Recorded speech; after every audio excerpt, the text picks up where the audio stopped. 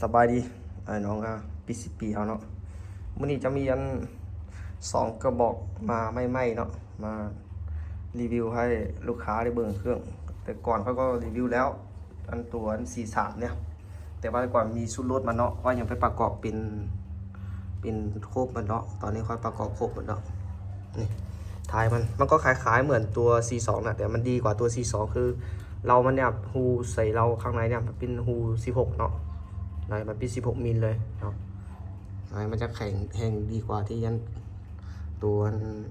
อันน่ะ12มิลเนาะตัว C2 น่ะมันจะเป็น12แต่ตัวนี้มันเป็น16มิลเลยประกอบเข้ากล้องเวทฮันเตอร์วาล์วบล็อกตู้16ถังคาร์บอนเก็บเสียง FR5 เด้อ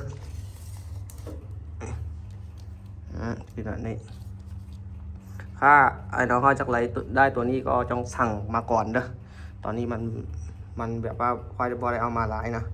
ใครจะเอาก็สั่งก่อนประมาณ3-4 มื้อเนาะ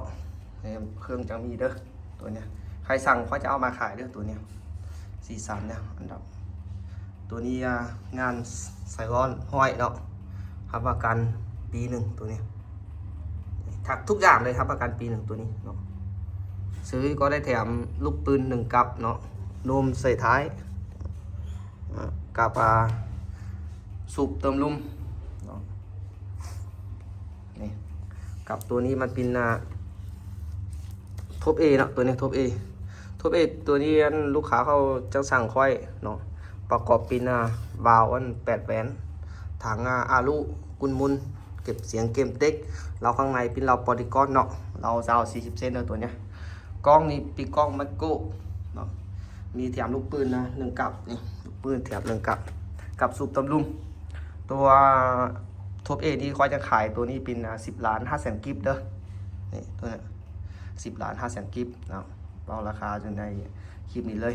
ใครสนใจก็ทักเขาตามเบอร์แอปเด้อเดี๋ยวก็ยังติดเบอร์แอปไว้ก็ได้แถมนมท้ายเนาะลูกปืนกับสูบตำลุมลูกค้าจะเอาแบบไรก็เซตมาได้เลยคือจะเอากล้องเวทฮันเตอร์เขาก็เปลี่ยนเขาให้คือจะเอาวา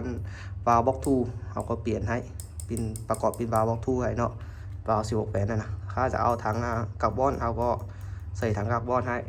จะเอาเก็บเสียง FR5 เขาก็ใส่ให้เนาะ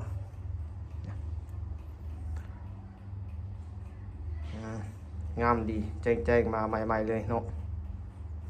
โอเคเนาะลูกค้าสนใจก็แทรกเข้าทางเบอร์แอปเขาเด้อเดี๋ยวยังติดเบอร์แอปอยู่ในคลิปนี้โอเคพอจบคลิปตรงนี้เนาะฝากใครเขาเบิ่งคลิปค่อยฝากกดไลค์กดแชร์กดตามให้หอมเด้อ